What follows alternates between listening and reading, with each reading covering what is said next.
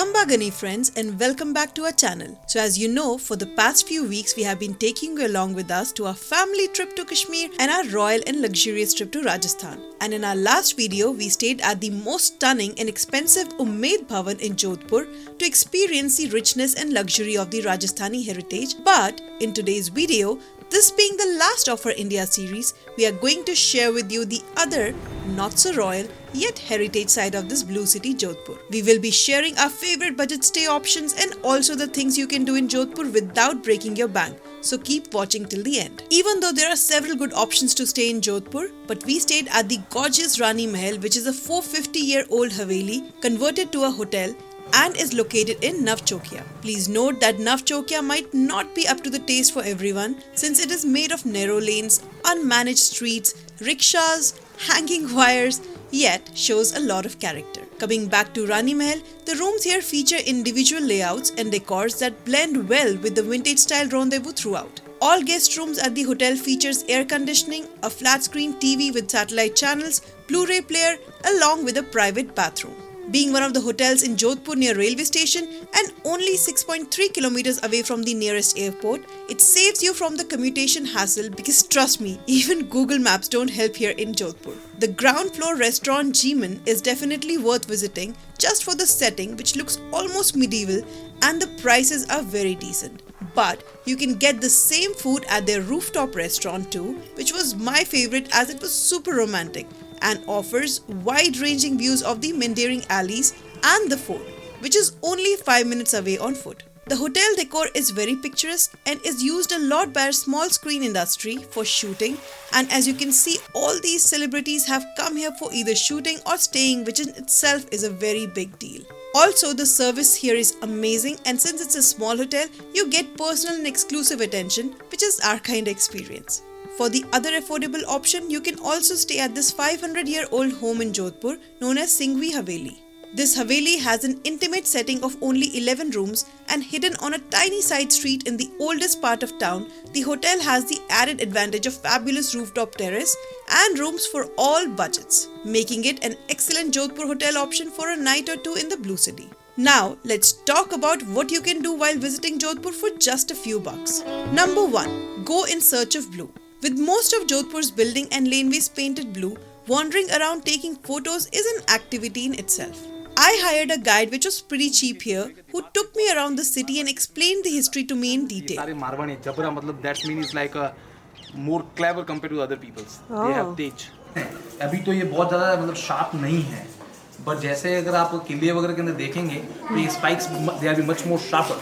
क्योंकि after the Mughals when they was bring the elephants always broke the door.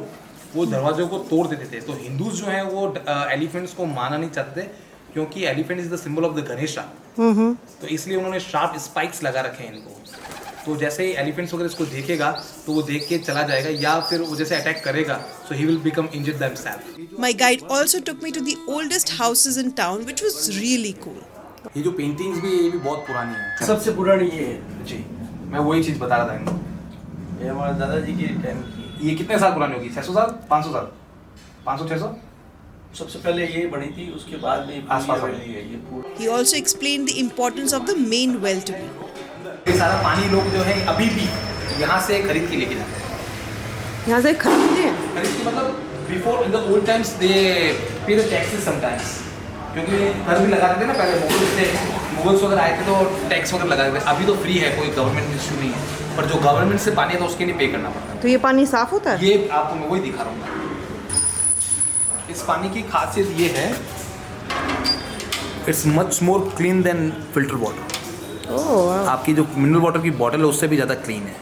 अच्छा. और ये पानी इतना मीठा है. इस पानी के अंदर सबसे खासियत ये है, ये पानी जो जोधपुर का है वो मीठा पानी होता है.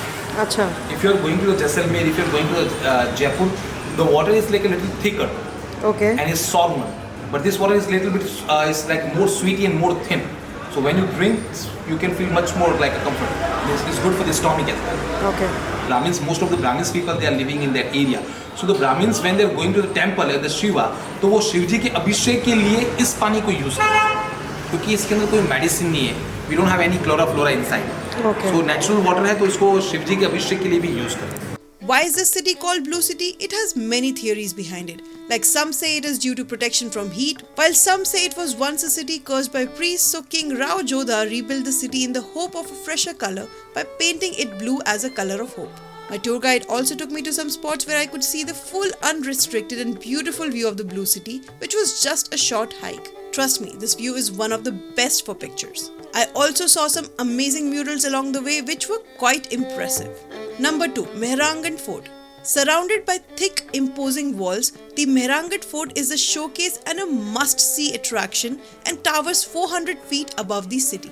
The walk itself is a little steep, but you will be stopping to take pictures and stare at the grand doorways and balconies so often that you will hardly notice the incline. You're probably thinking, oh no, not another fort. I have been to so many already, but I promise this one trumps them all with a bird's eye view of the Blue City. You can pay to go into the museum, which is 100 rupees for Indians and 600 rupees for foreigners. If you're taking photos, you will get a photo charge of 150 rupees and you get a little tag to put on your camera. You can also hire a guide if you want, just like we did.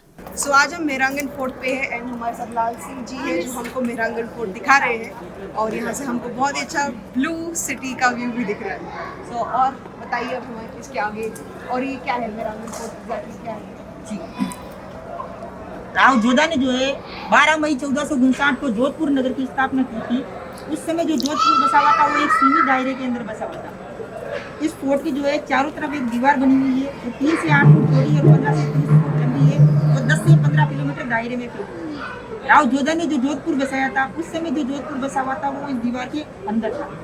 बाद में जैसे जैसे जनसंख्या बढ़ती गई, लोगों का विकास होता गया, लोग जो है इस दीवार के बाहर भी रहने लगे. कितना पुराना है ये मेन फोर्ट हो गया 550 साल. 550 साल. Wow. 550 साल पुराना.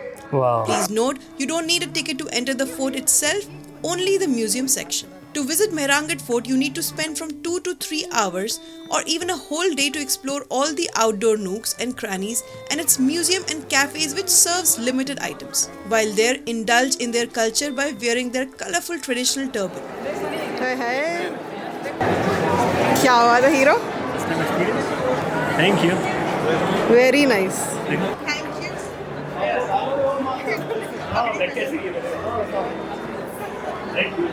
Built in the mid-1400s, Mehrangarh Fort is one of the largest forts in India. Many of the palace rooms now function as a museum. There is a room entirely dedicated to ancient seats for riding elephants. There are also so many other interesting collections in the fort, including ancient turbans, swords, and even coins from the East India Trading Company. There are also many palace rooms here that have been preserved to look like they did when they were in use by the royalty of Jodhpur, like Phool Mahal, which is also called the Flower Palace. Only members of the royal family could enter this room. If you look closely, you will see gold flower creepers painted on the walls and ceiling. This one is the Sheesh Mahal, which is also called as a mirror palace. Large mirrors and plaster work makes this hall colorful and bright. There are so many intricate details to admire everywhere you turn inside this fort. Mehrangarh Fort was built around 1460 by Rao Jodha, the founder of Jodhpur city. Still run by the Jodhpur royal family, it is packed with history and legend. Another cool thing about this fort is that no matter where you are wandering in Jodhpur, just looking up, you can easily see the fort. This place has appeared in many famous movies of both Bollywood and Hollywood, example The Dark Knight Rises. And the icing on cake are these talented people here. Just hear their beautiful voices.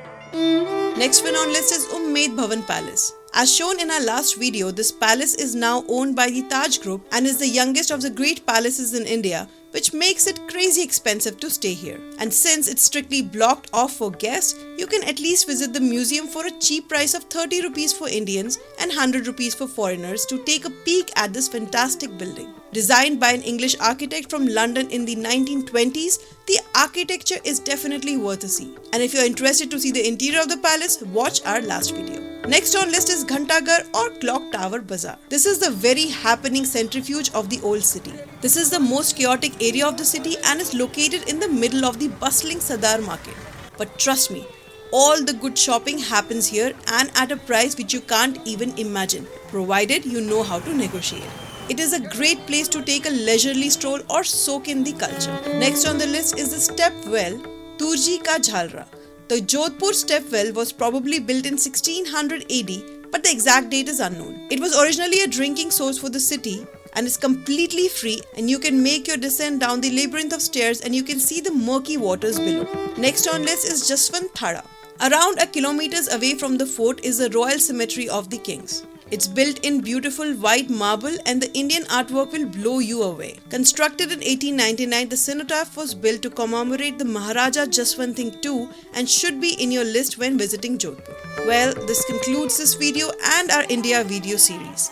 Hope you enjoyed this video and got some value out of it. If you did, please don't leave without leaving us a thumbs up and we'll see you in the next one. Bye guys.